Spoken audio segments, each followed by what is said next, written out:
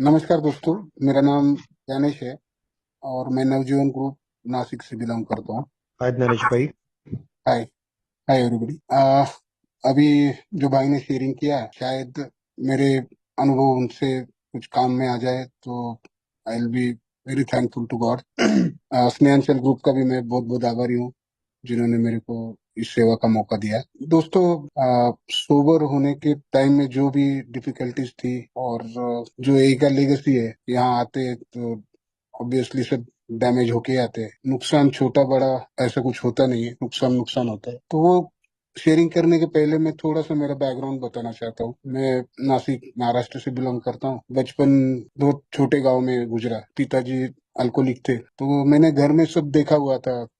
Alcoholism देखा हुआ था पिताजी का, पीने के पहले पीने के बाद में का बिहेवियर, और जो एक अल्कोहलिक के घर में जितनी तकलीफ थी वो सब तकलीफ मेरे घर में थी। तो बचपन से मैं यही सोच के बड़ा हुआ कि जिंदगी में कुछ भी करूंगा लेकिन शराब नहीं। स्कूल में अच्छा था, 10th में महाराष्ट्र में सेकंड रैंकिंग मिला। ऑब्वियसली सब रिश्तेदार आजू बाजू वाले सब बोलते थे, मेरा नाम लेते थे, अपने बच्चों को बताते थे कि ऐसा बनने का। इंजीनियरिंग को एडमिशन लिया, तब तक सब अच्छा था। सेकेंड ईयर में जब आया तो एक दोस्त का बर्थडे था, तो जैसे सबका शराब चालू होता है, लेकिन इस टाइम में क्या था, मेरे दिमाग में पूरा मेरे घर का पिक्चर था। पिताजी का अल्कोहलिज्म था। मैंने मना किया था शुरू में, लेकिन जैसे वो छोटा सा एक स्टिप लिया बियर का और जो पर्सनैलिटी में बदल हुआ, उसमें एक पहला साक्षात्कार तो ये हुआ कि मेरे पिताजी को शराब पीने को नहीं आता। शराब बुरी चीज नहीं है, शराब पीने के बाद अच्छा लगता है। तो कॉलेज में तो हम लोग जो गांव से देहात से जो बिलोंग करते थे उनका एक ग्रुप हो गया था, और कुछ लड़के लड़की जो सिटी से बिलोंग करते थे या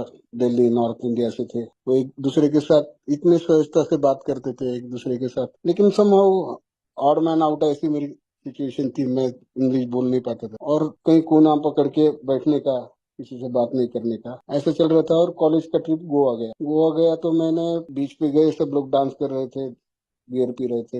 मैंने वो टेप रिकॉर्डर पकड़ा जो जिसमें उस टाइम में कैसेट डालते थे, जो कोई गाना बोलता था मैं वो कैसेट उसमें डाल के बजाता। एक लड़की आई, हाथ में उसके बियर का बोतल था, उसने मेरे को ऑफर किया। मैंने बोला नहीं नहीं, मैं पीता नहीं। तो पूरी मर्द बन, और सही में उस दिन मैं मर्द बन गया। उस दिन बियर पिया और उस टाइम में भी जो पर्सनैलिटी में जो बदलाव आया, जो मेरे इमेजिनेशन में था कि जैसे कैसा मैनेज चाहिए वैसा उसके साथ इनलाइन था वो बर्ताव था। और फिर उसके बाद मैंने पीछे मुड़ के देखा, शराब के बारे में जो भी मन में भावनाएं थी वो इसमें कन्वर्ट हो गई कि शराब अच्छी चीज है अगर उसको सही से इस्तेमाल करें। मैं बोलता हूँ दोस्तों, शराब से आखिरी के साल रास्ते पे गुजारे, अपमान अवहेलना ये सब करना पड़ा। लेकिन उससे भी डेंजर पीरियड तो वो था कि एक साथ उस टाइम में शराब बढ़ रही थी और करियर वाइज ग्रोथ हो रहा था। जब हम ए में आने के बाद या प्रोग्राम के साथ जब प्रोग्राम लेते हैं तो मद्यपाश के बारे में, अल्कोहलिज्म के बारे में बार बार ये सुनता था कि पास तो मेरे में शराब बोतल में है। तो उस टाइम में क्या हुआ था, मेरे पास बढ़ रहे, क्योंकि मेरे को मैं जो जो कर रहा था ना, मेरे को वो अचीवमेंट लग रहा था। फिर कैंपस में उसके बाद में अच्छे एमएनसी में काम करने चालू किया। फिर कुछ साल के बाद 5-6 साल के लिए मैं अब्रॉड था, और उस टाइम में ऐसा लग रहा था मैं I am the top of the world, मैं कुछ भी कर सकता हूँ, मेरे में बहुत एबिलिटी है, मैं कोई भी सिचुएशन के साथ कोप अप कर सकता हूँ, कोई भी सिचुएशन को हैंडल कर सकता हूँ, और करियर में सक्सेस मिल रहा था। लेकिन शराब मेरी बढ़ रही थी, वो घर वालों के ध्यान में आया तो पिताजी ने थोड़ा जरा जल्दी शादी कर दी। 22 साल की उम्र में शादी हो गया, 21 साल की उम्र में हो गया, 22 साल में लड़की हो गई। उनको लेके मैं अब्रॉड था। मेरे पीने से मेरे बीवी को ना तकलीफ थी, ना मेरे बिहेवियर में चेंज आ रहा था, ना काम की जगह पे कोई फर्क पड़ रहा था। सब जगह से अप्रिसिएशन ग्रोथ, और ये चला लगभग 5-6 साल 7 साल। तब तक दिमाग में पक्का हो गया था कि शराब से कोई प्रॉब्लम नहीं होता है और मैं सब चीज हैंडल कर सकता हूँ। धीरे धीरे जब तक बाहर था तब तक सब चॉइस थे मेरे हाथ में, कौन सा ब्रांड लेने का, किसके साथ बैठना। दिन में तो उस टाइम में पी नहीं रहा था क्योंकि काम था। लेकिन 6-7 साल के बाद है ना, वाइफ बोलने लगी कि अरे तुम पीते हो ना, तो आजकल थोड़ा सा तुम्हारा बिहेवियर में ना बदल आ जाता है, तुम बड़बड़ ज्यादा करते हो, तुम खुद के बारे में बहुत ज्यादा बोलते हो। शुरू में मैंने इग्नोर किया, फिर जस्टिफाई करने लगा, यार कल अलग दारू पिया था या किसी का नाम लेता था उसके साथ बैठा था। तो दूसरा स्टेज जो आया शराब का, वो ऐसा था कि मैं मेरा शराब को जस्टिफाई करने लगा। साथ में दिमाग में ये था कि मैं शराब कभी भी बंद कर सकता हूँ, क्योंकि एक वो भ्रामक दुनिया में गया था। खुद के एबिलिटीज और जो भी मेरी कमियां कमतरता थी उसके बारे में बिल्कुल मैं अवेयर था नहीं। जब तक अब्रॉड था सब ठीक चल रहा था, किसी के ध्यान में नहीं आ रहा था, जैसे इंडिया में आया तो मेरी लड़की का वहाँ का लैंग्वेज वो नहीं था, इसके लिए स्कूलिंग के लिए उसको इधर भेजा और इम्पल्स में मैंने वो रिजाइन कर दिया। कोई ऐसा कारण नहीं था, शायद मैं और 4 महीना रहता तो एक हैंडसम अमाउंट मेरे को मिलता था जो बॉन्ड कंप्लीशन का। लेकिन वो उस टाइम में है ना, ये सब माइक्रो चेंजेस होना चालू हुए थे जो मैं नोटिस नहीं कर रहा था कि मैं कोई भी डिसीजन, कोई भी ये मैं अपने मन से लेता था, ना किसी को कंसल्ट करता था, ना इसके परिणाम क्या हो सकते हैं, मैं वो बेर कर सकता हूँ या नहीं कर सकता हूँ। मैंने इम्पल्स में रिजाइन कर दिया। वो लोग ने काफी बार मेरे को वापस बुलाने की कोशिश किया, मैं गया नहीं। दोस्तों पैसा था, अच्छा वो था, शायद उस टाइम में सिर्फ मैं बैंक में डाल देता था ना तो रेस्ट ऑफ द लाइफ एक अच्छा लाइफ जी सकता था। लेकिन उस टाइम में मैंने बोला मेरे को इंडस्ट्री डालने का। वाइफ ने लाख बार मना करने के बाद भी मैंने एक मैन्युफैक्चरिंग यूनिट डाला। शराब तो बढ़ गई थी जो असर होने का, जिस जो जो फील्ड में मेरे को नॉलेज नहीं था, किसी का कहने के ऊपर से मैंने वो सब डाला और 1 साल के अंदर मेरे ध्यान में आया कि हम बुरी तरह से फंस चुका हूँ। फिर भी एडामेंसी इतना था कि शायद अगर कोई बैलेंस आदमी होता वहीं से होगा, अगर बैकआउट करता था तब भी आगे के डैमेज नहीं होते थे। और ये बात जब भी घर पे आने के बाद बोलती थी, कभी मैं उसको फिजिकली अब्यूज नहीं किया था, लेकिन धीरे धीरे मारना चालू किया, गाली देना चालू किया। उसके मायके के लोगों के ऊपर से गाली देता था। मेरा अपयश, मेरा सेटबैक है ना, मैं हजम नहीं कर पा रहा था। तो जैसे बोलते हैं ना, ब्लेमिंग, किसी के ऊपर उसका ब्लेम डालने का, तू मनहूस है, तू बिजनेस चालू करने के पहले ना कर रही थी, इसके लिए ये हो गया। धीरे धीरे बेचारी अपनी तरफ से पूरी कोशिश कर रही थी, उसके ध्यान में तो पूरा आ चुका था मैं शराबी बन गया हूँ। मैं मानने के लिए तैयार नहीं था। उसने काफी उसके एंड से एफर्ट किए, व्रत उपवास। और एक दिन उसने, मैं उसको रात में मारा था किसी रीजन से। उसने सुबह मेरे को उठाया, बोले अभी मैं जा रही हूँ, बैग भरा हुआ है, मेरे को एक सवाल का जवाब चाहिए, तुम शराब छोड़ रहे हो या मैं जाऊँ? मैं उसको बोला तुरंत बैग उठा लो। जैसे 2 दिन हो गया, उसका वो जो कमतरता ये हो गई। ऐसा नहीं था कि प्यार नहीं था। 2 दिन के बाद गया, मेरे ससुराल वालों ने मेरे को एक बात भी नहीं पूछी, हालांकि मेरे रिश्ते से मामा ही लगते थे। उस दिन उसको कन्विंस किया कि नहीं नहीं मैं शराब छोड़ दूंगा, तो चल आ गई वो। उसके बाद फिर शराब पिया, तो वो शराब के ऊपर से उसने बोला मैं अभी सुसाइड कर लूंगी, मैं कि नहीं जाऊंगी। मैं बोला जो औरत बोलती है ना सुसाइड करती हूँ, या जो भी आदमी बोलता है सुसाइड करता हूँ, वो कभी करता नहीं। बोलने वाले कभी सुसाइड नहीं करते। वो वॉशरूम में गई, उसने पी लिया और 10 मिनट में घबरा गया मैं। दरवाजा ठोकता रहा, खोला नहीं। फिर जो मेरा नेबर था उसको बुलाया, रात के लगभग 12 बज गए थे। दरवाजा तोड़ के अंदर देखा तो उसके मुंह से वो सब आ रहा था बाहर। बहुत डर गया दोस्तों में। उस टाइम में भगवान को प्रार्थना कर रहा था, इसको बचा ले, मैं शराब नहीं पीऊंगा। जैसे तैसे हॉस्पिटल गए, पुलिस कंप्लेंट किया और ट्रीटमेंट चालू किया। 1 घंटे के बाद इंस्पेक्टर आया। उस टाइम में मैं था 28-30 साल का होगा। उसने मेरे शर्ट को पकड़ के मेरे को रूम से बाहर कर दिया। बीवी के सिर के ऊपर से, बूढ़ा था बेचारा, सिर पे हाथ घुमा के बोला बेटी मैं तुम्हारे बाप जैसा हूँ और सच में मेरे को जो हुआ वो बताओ, अगर तुमको तकलीफ है तो मैं तुमको हेल्प करूँ। दोस्तों दरवाजे के विंडो से ना मैं देख रहा था, जो विविंग ग्लास होता है ना, और मन में भगवान का नाम ले रहा था, अभी इसको कभी तकलीफ नहीं दूंगा, शराब नहीं पीऊंगा, आज मेरे को बचा ले। अगर ये कुछ जवाब ऐसा देती है तो मैं अंदर हो जाऊंगा। पूरा बोलते हैं ना, वो आंख में जान आ जाती है ना, वो कंडीशन में था, देख रहा था। और वैसे ही हुआ। बीवी ने जवाब में ये लिख के दिया, उनका कोई गलती नहीं है, मैं थोड़ी क्विक टेम्पर्ड हूँ, उसमें मैंने ये किया, बाकी किसी का दोष नहीं। उस टाइम भगवान के मंदिर में गया कि जान बची, उसका खुशी था या नहीं मालूम नहीं मेरे को, लेकिन मैं छूट गया, इसका मेरे को खुशी था। मैं अंदर नहीं हुआ, इसका भगवान को प्रसाद चढ़ाया। सिर्फ 2 दिन मैं ठीक रहा। तीसरे दिन क्यों पिया मेरे को याद नहीं अभी, रॉन्ग बैक। लेकिन आके मैं इतना बोल रहा था, वो इंस्पेक्टर को बुलाओ, किसी को भी बुलाओ, मैं किसी को डरता नहीं भाई, सॉरी। और उसके बाद फिर रिलेशन डिटोरेट होना चालू हो गया। उसके बाद करीब 4 बार वो मैके गई, 4 बार लेके आया। लेकिन हर टाइम लेते, वापस लाते टाइम है ना, मेरे को ज्यादा एफर्ट डालने पड़ते थे। जो बोलते हैं ना इमोशनल ब्लैकमेल करना, कुछ ज्यादा कुछ करना पड़ता था। 5वीं बार जब गई, वो तो आई नहीं, लेकिन डिवोर्स के पेपर आ गए। तब मेरी बच्ची थी 7-8 साल की, 7 साल की। लड़की का स्कूल था तो वो लेके नहीं गई थी और डिवोर्स हो गया।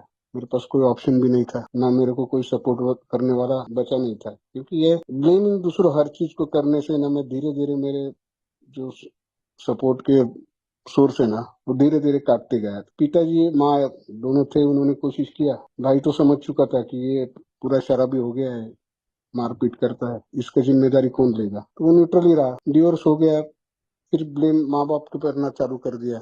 मेरा अगर डिवोर्स ही होने का होता तो 11 साल मेरे साथ क्यों रहती थी? अगर मैं शराबी है, मैं बुरा इंसान हूँ, तो मेरे को पहले छोड़ के जाती थी। क्योंकि हर चीज के लिए ना मैं पहले कन्विंस होता था और फिर ब्लेम करता था लॉजिकली।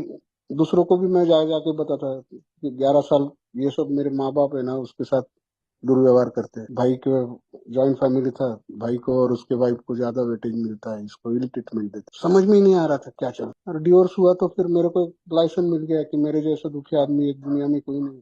मेरे फैमिली में, खानदान में पहला डिवोर्स है और मेरे साथ उस एलपीटी में जाना, सहानुभूति लेने का कोशिश करना। अगले 1.5-2 साल मैं कहाँ था मेरे को याद नहीं। मैं घर से निकलता था 3-3 4-4 महीने, कहाँ रहता था? कहीं भी, वो कोर्ट बेसिस पे रहने का, वो फिर उसी गांव में दिन भर शराब के ठेके पे बैठने का। पूरा महाराष्ट्र किधर किधर घूमा मैं। तो ऐसे ही घूमते घूमते नासिक आ गया था, घर तो नहीं जाता था। मेरे सिस्टर को मालूम पड़ा कि मैं आ गया हूँ, ढूंढते ढूंढते आई मेरे को। मैं ठेके पे ही था, वो बेचारी प्यार के खातर वो ठेके के अंदर आई, वहां से मेरे को लेके गई। मैं पिताजी को और माँ को वही कर रहा था ब्लेम, इनकी वजह से मेरा बर्बादी हो गया। फैक्ट्री में पैसा पूरा खत्म हो गया था, कर्जे तो बढ़ गए थे। उसने कोई मंदिर में मेरे को लेके गई, 2 घंटा मेरा माइंड वॉश करने के बाद। शराब भी इमोशनल होता है। फिर वही स्टोरी, पिताजी के पास लेके आई, उन्होंने भी मेरे सिर पे हाथ घुमाया, बोले जो हो गया, डिवोर्स हो गया ना तेरा, कोई दिक्कत नहीं, तू कुछ काम मत कर, कहीं बाहर जाने का जरूरत नहीं, तू सिर्फ शराब नहीं पीने का, तेरे बच्ची का मैं एजुकेशन कर लूंगा, तेरे को जिंदगी भर कुछ कम नहीं होगा, इतना मैं देख लूंगा, सिर्फ तू शराब नहीं पीने का। दोस्तों अच्छा लगा कि नहीं नहीं अभी नहीं पीने का। रोया। 10-15 दिन हो गए थे और कुछ सेव कर रहा था और वो रेजर उधर वॉश बेसिन के ऊपर वैसे रख के गया। पिताजी कुछ उल्टा सीधा बोल दिए, काम नहीं करने का, घर पे बैठा रहने का, और दिमाग खराब हो गया। मतलब 15 दिन पहले ये आदमी ने मेरे को बोला था तू जिंदगी भर काम मत कर, और ये ऐसा बोल रहे।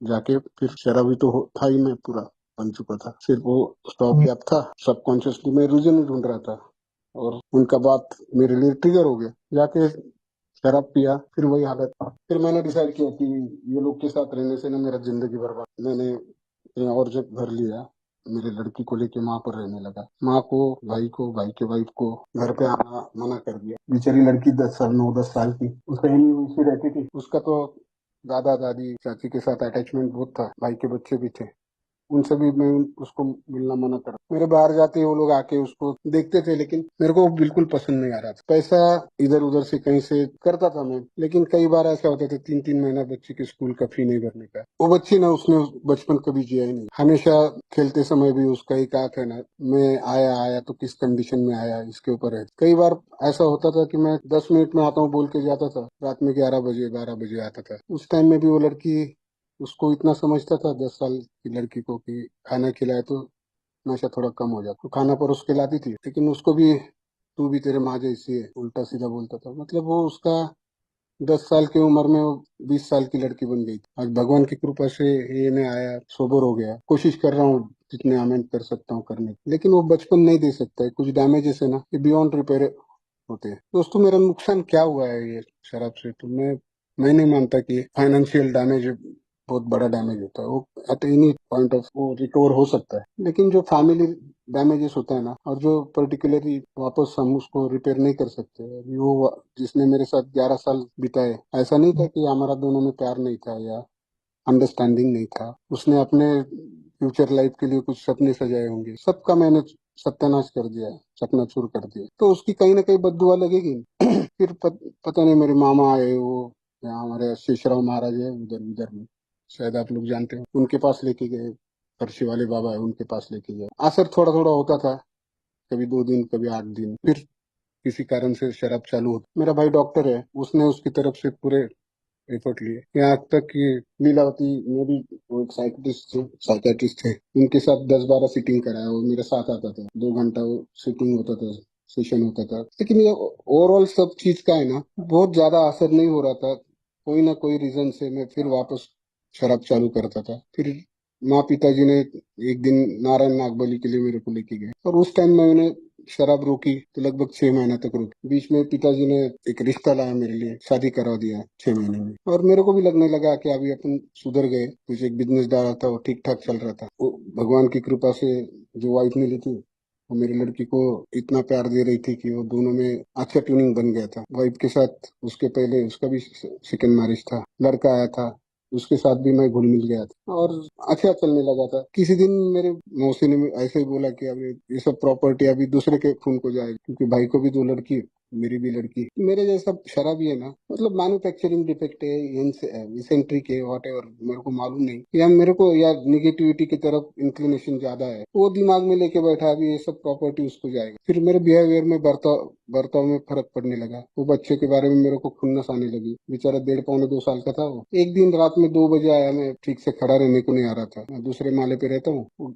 बालकनी में से उसको बाहर एक पैर को निकाल के वाइफ को बोल रहा था इसको छोड़ दो के नीचे। बेचारी डर के मारे फ्रीज हो गई थी कि मेरा हालत ऐसा है, कभी भी छूट सकता है। ऊपर वाले की कृपा है, वो ऐसा कुछ हुआ नहीं। मतलब बहुत कम दिनों में मेरी डिसऑर्डर पहले जो थी उससे और बढ़ गई थी। मैं मारना चालू किया था। पहले मैरिज में मैं कभी कैरेक्टर पे कभी वो नहीं किया, लेकिन ये शादी में मैं उसके कैरेक्टर के बारे में मेरे डाउट चालू हो गए थे। मैं उस पे कड़ी नजर रखना चालू कर दिया था, उसको ह्यूमिलेट करता था। जो तकलीफ एक डिसऑर्डर होने के बाद अल्कोहलिक देता है ना, सब तकलीफ देना चालू। बेचारी सहन कर रही थी। करीब 6-7 साल के बाद उसने भी डिसीजन ले लिया कि वो मेरे साथ नहीं रह सकती थी, वो भी चली गई। उसके पहले ऐसा हुआ था कि ये अल्कोहलिक एनोनिमस का मैसेज है ना, ये जो भाग्यवान है उनको ही मिलता है। मैं एक मेरा प्रोजेक्ट चालू था पूना में, चाकन में, वहां गया था। और सुबह मेरे को वहां जाने का, मैं रात में एक होटल में स्टे किया है। सुबह 7 बजे उठ के मैं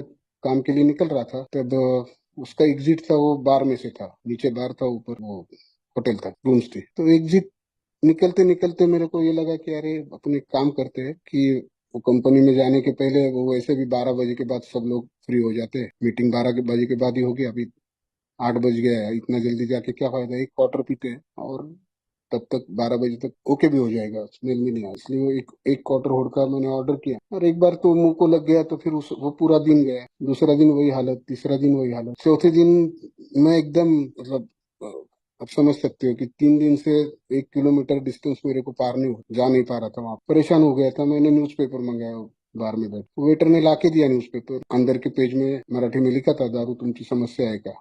वो रद्दी का पेपर दिया, वो अन्ना का होटल था, वो कोई पुराना पेपर लाके दिया। और वो पुणे का एक अपना बांधव है, फेलो मेंबर है, उसका शेयरिंग उसमें था और लास्ट में नंबर था। तो मेरे को उस टाइम में भी नहीं लग रहा था शराब मेरी समस्या है। मेरे को ये लग रहा था जब तक मेरे पास पैसा था तब तक माँ बाप भाई पूछते थे। जब तक पैसा था, बीवी को मेरे शराब का भी प्रॉब्लम नहीं था। जब तक पैसा था, जब तक मेरा काम धंधा सही चल रहा था, तब तक किसी को प्रॉब्लम नहीं था। तो शराब मेरे लिए प्रॉब्लम नहीं है, मेरे लिए पैसा कमाना वापस प्रॉब्लम है। ये लोग का बिहेवियर, ये मेरे लिए प्रॉब्लम है। और वो पेपर में कुछ बचा नहीं पढ़ने के लिए, तब मैंने वो पढ़ना चालू किया, और पहला पैराग्राफ होते होते मैं रोना चालू कर दिया। रात में 11 बज गया था। मैं वो भाई को, नीचे नंबर था, उनको फोन लगाया। उन्होंने पूछा मेरे को कि आप कहाँ से हो। मैंने बताया नासिक से हो। उसने दूसरा सवाल मेरे को पूछा कि आपको लगता है आप शराबी बन गए और आपको शराब से बाहर आने का जरूरत है, इच्छा है। बोला आज मेरे को पहली बार लग रहा है कि मेरे को शराब प्रॉब्लम हो गया है। और वो बोला ठीक है, मैं अभी भोसरी में हूँ, एक जगह है, मैं चाकन आ सकता हूँ। मैंने घड़ी में देखा 11 बज के गए थे। मेरे दिमाग में आया ये कोई ऐसा लोचा होगा, ये आके मेरे को पैसा मांगेगा। तो मैंने 10 मिनट के बाद फोन किया, बोला आप मत आओ, मैं नासिक जा रहा हूँ। उसने नासिक वाले मेरे ग्रुप के मेंबर है, उनको मेरा नंबर दिया। वो करीब महीना 1.5 महीना फॉलो अप कर रहे थे। वो मेरा इमोशनल वो सब ट्रॉमा में से मैं बाहर आया था, और फिर वही अपना रूटीन चालू था। 1.5 महीने के बाद मैं किसी के साथ शराब पी रहा था, उसने उसके और दोस्तों को बुलाया मेरे को। वो मैं नहीं चाहता था कि वो अपने दोस्तों को बुलाए, क्योंकि बिल मैं पे करने वाला था। और उसी टाइम में एक अपने भाई का फोन आया, मीटिंग आ रहे हो क्या तुम। तो वहां से मेरे को उठने का था, इसके लिए मैं बोला हाँ आ रहा हूँ। स्पीकर ऑन करके बात कर रहा था। उसको बोला नहीं यार, मेरे को शराब छोड़ने का कोई मीटिंग है, वहां जा रहा हूँ मैं। और मेरा ये प्लानिंग था कि यहाँ से उठ के कोई और बार में जाके जैसे पीछे मुड़ के देखा मैंने निकलने के बाद, तो मेरे पीछे बाइक पे आ रहा था। इसलिए मैं नाइलाज से मैं वो मीटिंग हॉल, तो जो कैंपस था उसमें गया। 7 बजने को थे, कुछ मेंबर आके खड़े थे। उन्होंने मेरा जैसे ही गया वेलकम किया, क्योंकि शराबी तो दिख ही रहा था, 5-6 दिन से नहाया नहीं था मुंह से। तब तक मैं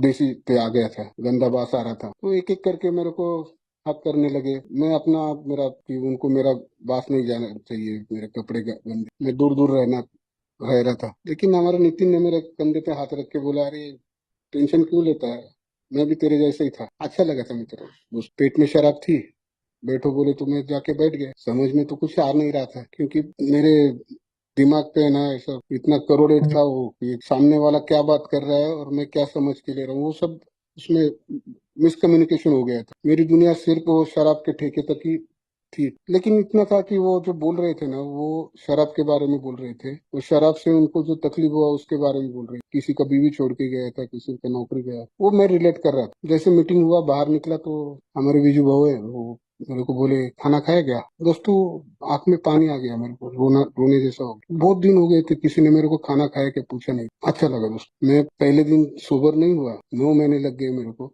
लेकिन मीटिंग के बारे में जो अट्रैक्शन पहले दिन जो तैयार हुआ था ना, उसी ने मेरे को बचाया। उसके बाद में 9 महीने तक इनवेरिएबली रोज मैं मीटिंग करता था, कितना भी कैसे भी कंडीशन में हो, मैं वहां पर जाके बैठता था। मैं वहां पर सो भी गया कहीं, लेकिन 7:30 बजे का मीटिंग है ना, वो कभी मैंने मिस नहीं किया। अभी ये एक्सपीरियंस से मेरे को लगता है जो भाग्यवान है उनको, क्योंकि मैंने ये 15 साल में देखा कितने लोग आए, कितने लोग उसमें से ए में मतलब ए के साथ कनेक्ट हुए, कितने सारे लोग दूर गए। अभी भाई जो शेयरिंग कर रहे थे थोड़ी देर पहले, शायद मैं मेरे अनुभव से बोल सकता हूँ, 2 महीना सोबराइटी कोई बड़ी बात नहीं होती। बेसिक जो फंडामेंटल चीजें है ना, ए के मीटिंग करना, ए के बांधों के साथ कनेक्टेड रहना, जितना हो सकता है उतना शेयरिंग करना। अगर ओपन मीटिंग में शेयरिंग करना, जो मैंने किया वो बता रहा हूँ। नहीं होता है तो कोई बांधो है जो जिसके साथ वेवलेंथ मिलता है, उसके साथ बात करो। छोटी छोटी बात जो जिसका कोई सिग्निफिकेंस नहीं है शायद दुनिया के लिए, ए बांधो के लिए भी, लेकिन मेरे लिए वो चीज है ना एक्यूमुलेट हो जाती है और मेरे लिए वो वापस ट्रिगर बन जाती है। वैसे ही हुआ, 9 महीने के बाद एक बांधव बोला मेरे को, सर 9 महीने आ रहा है और ठोक रहा है तो रियाब क्यों नहीं जाता। मैं रियाब गया। शायद मैं किसी का सुनने वाला आदमी नहीं था, लेकिन उसका मैंने बात सुना। दूसरे भी मैंने डिवोर्स के पेपर भेजे थे बच्ची को। एक दिन भाई आया, बोला दो दो औरतों का, दो दो बीवी का सत्यानाश कर दिया है, ये लड़की का भी सत्यानाश कर देगा।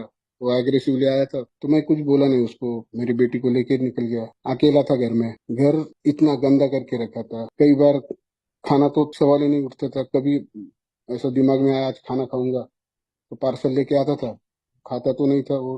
8 8 दिन वही टेबल पे पड़ा रहने का, उसका स्मेल, चूहे। जब मैं सोबर हुआ और घर क्लीन किया ना दोस्तों, ये सब बता रहा हूँ मैं क्योंकि एक अल्कोहलिक कितना बॉटम तक जा सकता है। शायद उसके नीचे भी है कुछ, ऊपर वाले ने मेरे को वहीं से बाहर निकाला, लेकिन उसके नीचे भी रॉक बॉटम और बहुत सारे हैं। तो चूहे चूहे तो खत्म हो गए थे, उनके स्केल्टन बाकी थे। बाजू वाले बिल्डिंग कारपोरेशन में कंप्लेंट कर रहे थे, गंदा डर्टी स्मेल आ रहा है। मेरे को कभी स्मेल नहीं आया। घर में डोर से बेडरूम तक का पगडंडी बन गया था, बाकी सब कचरा था। जहाँ मैं सोता था वहीं पर मुत मुत देता था। कई बार घुटनों पे चल के बाथरूम तक जाता था। मैं शराब का स्टॉक ला के रखता था, इतना कि 15 15 दिन मेरे को ये सनलाइट भी अच्छा नहीं लगता, तो ब्लैक कर्टन लगा लिए थे। और एक सेल में गया था, खुद के साथ बात कर रहा था। कभी हालुसिनेशन चालू हो गए थे, कभी शराब मिलने में टाइम लग गया तो औरत खिड़की में दिखती थी, वो बुलाती थी। डर के मारे में जितना जल्दी हो सके शराब मिल गया तो फिर बैक टू नॉर्मल। रियाब गया दोस्तों, रियाब करीब 4.5 महीने में रियाब रहा। लेकिन वो रियाब में भी मैं कम से कम 5 6 बार भाग गया। वो ओपन रियाब था। और जब छठी बार भाग के गया तो आपका नागपुर में आया था। तब मेरा एक प्रोजेक्ट था उधर छिंदवाड़ा में। नागपुर में वो, मेरे को होटल का नाम भी याद है, पराशरीन करके स्टेशन के पास होटल था, वहां पर रुका था। छिंदवाड़ा गया, छिंदवाड़ा होटल उन्होंने शादी के लिए नेक्स्ट वीक के लिए बुकिंग करके रखा था।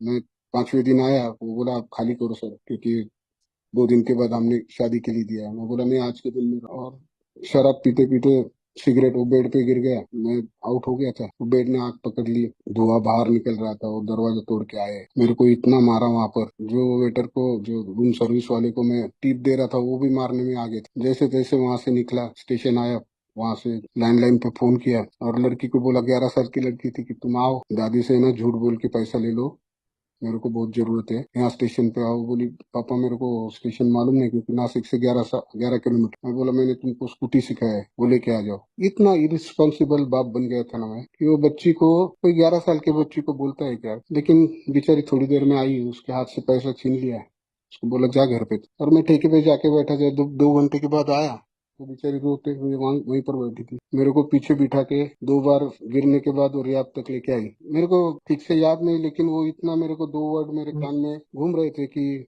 वो काउंसलर को बोल रही थी कि मैंने क्या गुनाह किया है कि इनकी वजह से मेरी माँ मेरे को छोड़ के गई, और आप जिंदगी भर इनको यहीं पर रखो। दोस्तों, दूसरा दिन जब मेरी नींद खुली तब मेरे को ये हैमर हो रहे थे ये दो सेंटेंस। अभी वैसा देखा जाए तो ये कोई ऐसी घटना नहीं थी कि इससे भी बुरी नीचे वाली घटना मेरे साथ घट चुकी थी।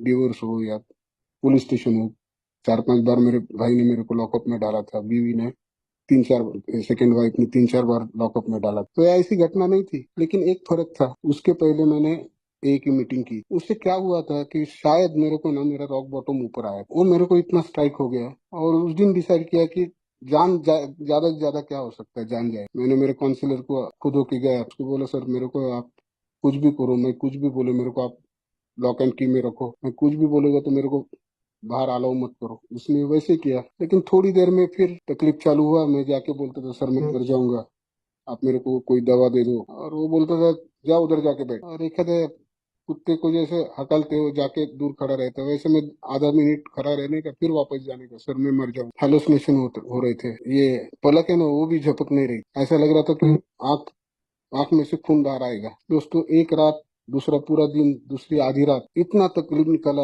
और दो वो मतलब एक रात, मतलब दूसरी रात में करीब 2-3 बजे ना, सिर्फ 5 मिनट के लिए आंख बंद हो गई। वो 5 मिनट की नींद है ना दोस्तों, ऐसा इतना रिलीफ मिल गया था कि आप यकीन नहीं करेंगे। मेरे को ऐसा लग रहा था कि बहुत दिनों का नींद मेरा पूरा हुआ। फिर उसके बाद महीना 1.5 महीना वहां पर मैं था, 100% प्रोग्राम में था। 100% जो फेलो मेंबर थे, रियाद के मेंबर थे, उनके साथ में काम कर रहा था। मैं ड्यूटी, वो वहाँ पर जो सर्विस होता है, मैं 1.5 महीना टॉयलेट का सर्विस लिया था, क्योंकि रोटेशन में चलता था कि मेरे को ना, मेरा उस टाइम में अहंकार मेरे को अपने पैर के नीचे वो करने का था। क्योंकि ये सब मैं बात सुना था, 9 महीने का जो एक मीटिंग था ना, उसमें सब सुना था। और सिर्फ मेरे को एग्जीक्यूट करने के बाद, उसको अमल में लाने के बाद, और ऊपर वाले ने वो मौका दिया। 1.5 महीना वहां पर जितनी हो सकती उतनी सेवा। 1.5 महीने के बाद जब कर्जे हो गए थे, बाहर जाना मुश्किल था, तो मेरे काउंसलर ने पूछा, अभी उस टाइम में 5-6 डिस्चार्ज थे आपके, गुजराती आनंद वाले भी तो बहुत सारे थे, 5-6 लोग थे वो। तो सबको पूछा कि क्या करोगे अभी जाके, सबने अपने अपने प्लान बता दिए, ये बिजनेस ये वो सब। मेरे पास कुछ था ही नहीं। मैं बोला मैं मीटिंग करूंगा। वो काउंसिलर हंसा, लेकिन उसका मतलब मेरे को समझा नहीं। लेकिन मेरे पास कोई रास्ता नहीं था। शराब तो रोक दी थी, लेकिन पर्पज नहीं था कि मैं शराब किसके लिए रोक रहा हूँ। वो सिर्फ वो भावना के आधार पे मैंने वो शराब रोकी थी उस टाइम में। लेकिन इस टाइम ए में आया तो मेरे को शराब रोकने का एक पर्पज मिला। क्यों शराब? क्योंकि जब तक मेरा क्यों का सवाल मेरे को मिलता नहीं ना, मैं ये 12 स्टेप का रिकवरी प्रोग्राम क्यों लेने का, मेरे को ये क्यों का सवाल मेरे को जब तक नहीं मिलता, तब तक मेरे जैसे शराबी है ना, उस पे अमल पूरा करता नहीं, या वो कंसिस्टेंसी उसमें नहीं रहती। इस टाइम में जब ए में आया, तब मेरे दिमाग में के जितने सवाल थे, कई बार मूर्खता के सवाल थे मूर्खता के थे, लेकिन मैंने कभी मेरे सवाल पूछना मतलब ऐसा नहीं समझा। ये मेंबर तो हमेशा हैंड होल्ड करते थे। शराब रुक गई, बीवी वापस आ गई, बच्ची का एजुकेशन हुआ, आज वो स्विस बैंक में है, लड़का अभी जनवरी इनटेक के लिए लंदन जा रहा है, बिजनेस ठीक हुआ। ये सब बाय डिफॉल्ट है। मतलब ये प्रोग्राम स्पिरिचुअल है। और बोलते हैं कि स्पिरिचुअलिटी के पीछे मटेरियलिस्टिक चीजें आ जाती। और मेरा कंट्रीब्यूशन क्या है, तो मैंने 1.5 घंटे का मीटिंग किया, स्पॉन्सर लिया। स्पॉन्सर लेने के बाद उसने जो बोला, और मेरी जितनी बुद्धि थी उसके हिसाब से ये प्रोग्राम लेने का कोशिश किया। दोस्तों मेरे जैसे लाखों लोग होंगे ये में आके, जिनके जीवन में कंस्ट्रक्टिव फर्क पड़ा है। जो भी कोई नया बांधव होगा, मैं इतना बोल सकता हूँ कि शायद हमारे अनुभव मैच ना होते हुए भी मैं ये बोल सकता हूँ कि सिर्फ आते रहो। आने से ना शराब तो रुकी जाती है। और ये प्रोग्राम इतना अलौकिक है कि मेरे जैसा अभी की शराबी मेन स्ट्रीम में आ जा सकता। टाइम मैंने ज्यादा दिया सागर भाई, पता नहीं चला। तो आप सबका आभारी हूँ, आपने सुन के लिया। Thank you very much. Over to Sagar भाई।